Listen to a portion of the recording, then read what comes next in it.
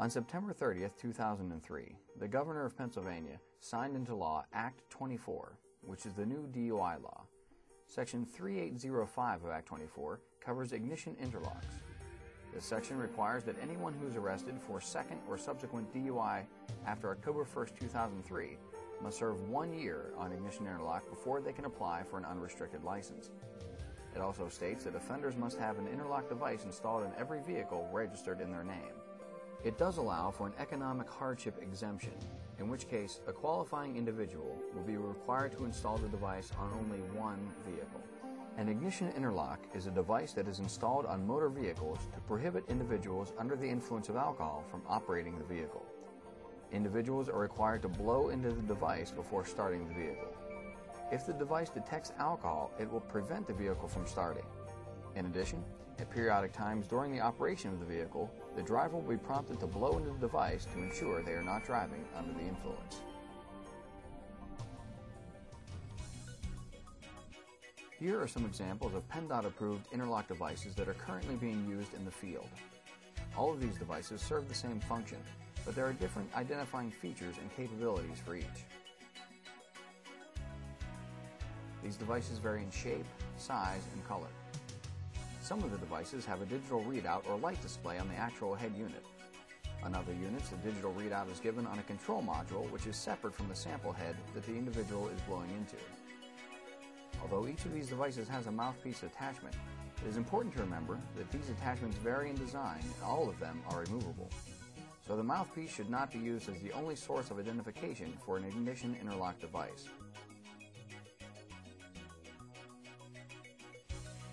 Another important difference between these devices is the anti-circumvention features used by each.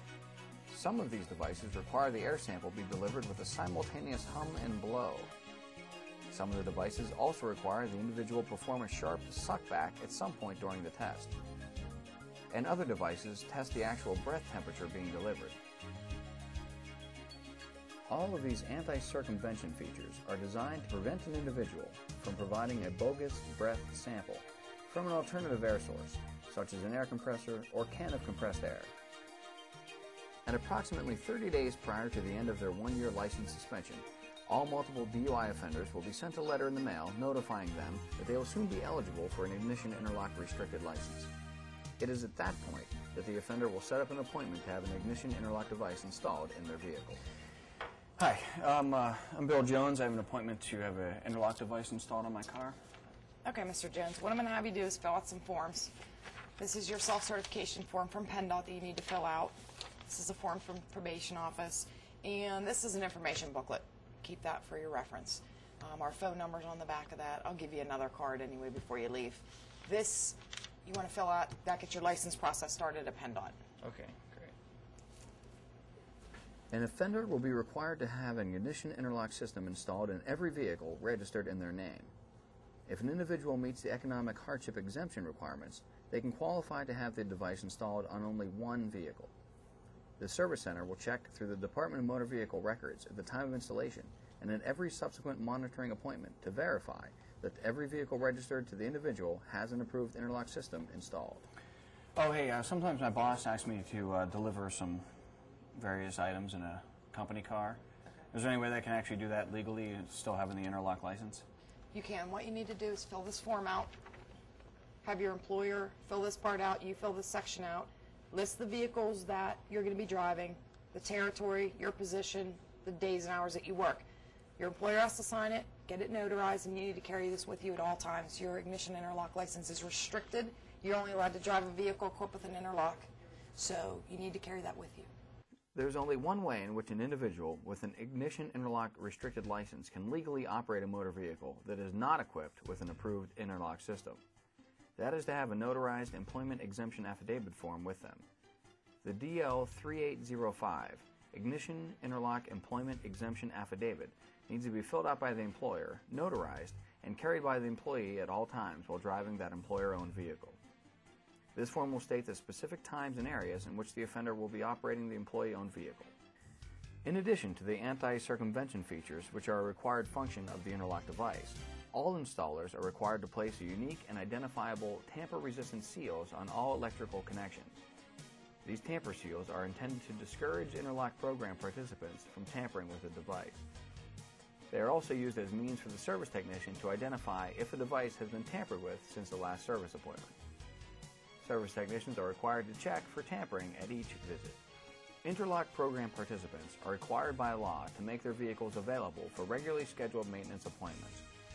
The first maintenance appointment is scheduled for 30 days after the initial installation, and all subsequent appointments are scheduled for every 60 days thereafter, until the individual completes the program.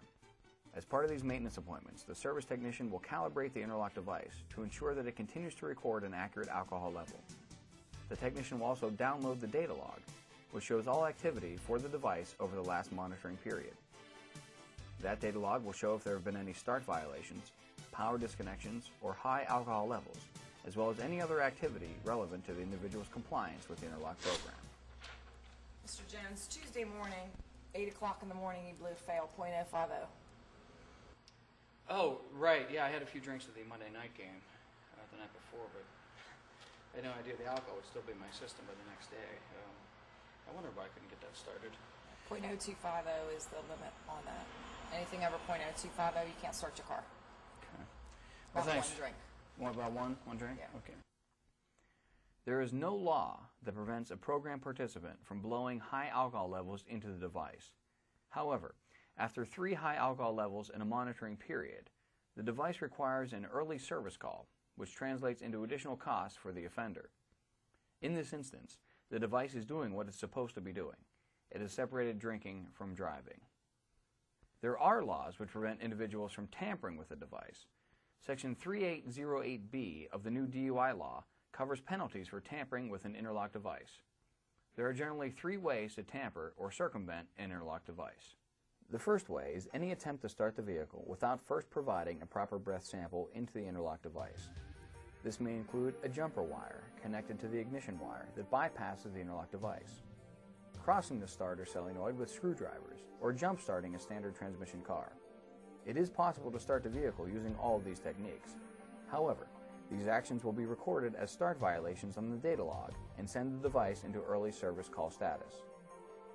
The second method for tampering with the device is to have an individual other than the driver provide a clean breath sample. The third method for tampering with an Interlock device is to provide a bogus air sample. The techniques for providing bogus air samples are limitless, but most will not work because of the anti-circumvention features that are required for the Interlock devices. If the service center identifies the case of tampering, they are required to complete a tamper notification form, which is sent to the Department of Transportation. The department will then notify the individual and the DA from the appropriate county that they have become aware that the individual is tampering with their Interlock device. Mr. Jones, since the last time you were here when I ran a check of PennDOT, there's another vehicle that is registered in your name.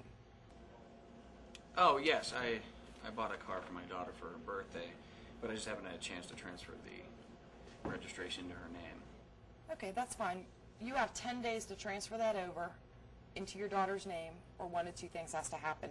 You will either have to install an Interlock on that vehicle, or we'll have to submit a non-compliance form to PennDOT saying that you had bought another vehicle but did not have an Interlock installed on it. The service center is required to check the Department of Motor Vehicle records at each service appointment to ensure that every vehicle registered in the participant's name has an approved Interlock device installed on it. If the individual fails to make any vehicle available to have an Interlock installed or maintained, the service center is required to send a DL-373, Ignition Interlock Non-Compliance Report, to the Department of Transportation. The department will then suspend a restricted license until they are notified by the service provider that the individual has come into compliance. 30 days prior to the end of the 1-year Ignition Interlock restricted license period, the offender will receive a letter in the mail from PennDOT informing them of their eligibility date and requirements to receive an unrestricted license. It is at this point that the client will complete the application for an unrestricted license and set up an appointment to have the device removed from their vehicle. The client must show the service technician his unrestricted license before the service center will remove the Interlock device. Hey, Mr. Jones. Hi, how are you? Good, good. Did you get your unrestricted license back? Yes, I did. Okay, I'm going to need to see that. There you are. Great, nice picture. Thank you. What I'm going to have you do is pull it into the garage and come on back in here and we'll get the rest of your stuff taken care of. Okay, great. Install that. Thanks.